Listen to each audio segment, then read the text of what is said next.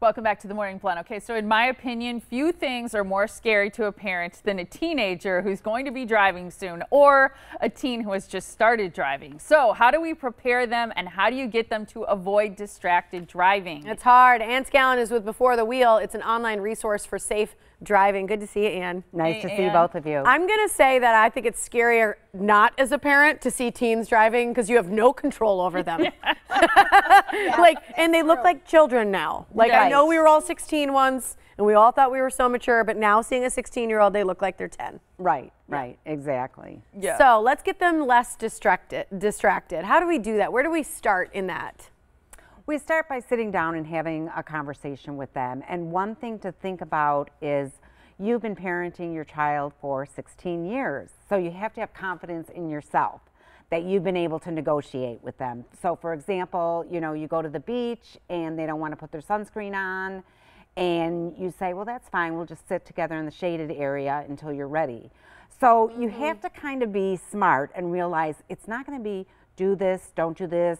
Once you set up those terms, you've set up a wall. It's got to be a negotiation.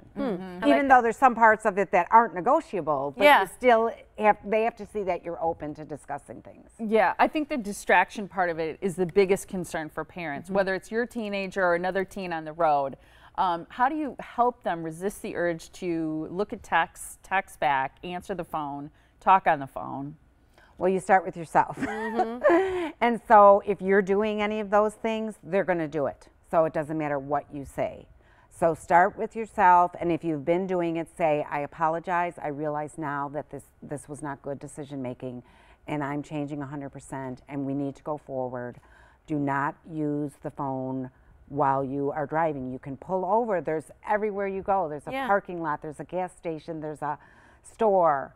And so there's a lot of options for them. And if they feel the need to take the call, then just pull over within 10 to 15 minutes and call the person back. Yeah. How about just tough decision-making skills while they're driving? How do you help them develop that critical skill needed in those moments of driving? So I always say practice, practice, practice. Yeah. And it's the same thing as their sports, their music, anything else. Because a lot of the accidents are simply just mistakes. They're not used to seeing, traffic coming from this way and that way, and how does it all, work together and everything. Yep. Whose turn is it to go or something like that? Right. So parents who have a teen who just got their license and don't want them to drive isn't a good decision. Yeah. I get the impulse to keep them at home or let someone else drive, but I agree with that. The other thing is practicing, I think, different times of the day so that they are driving at night, and different weather conditions, because that's a little bit scarier too when it's raining out, when it's snowing, but letting them practice during those times too, I know, is critical. In terms of taking action when they see events that are kind of scary, their friends doing things, driving recklessly or loud music, what do you suggest there? I suggest beforehand trying to do like a what to do when situation. So I run into this. I'm the passenger in a car. Most people know that I'm a very strong safety proponent, and they will just drive like crazy. And I'm sitting there going, you're too close to that car, and so it's very hard as an adult. Yeah. So just stand in their shoes and realize how difficult it is. Yeah. And so I say if they can think of an excuse to get the car stopped, let's go get a cup of coffee or an ice cream or something, and then they can either talk to that person, or if they don't feel they're going to get through, they can just call someone else and say, you know what, I'm going to do something else.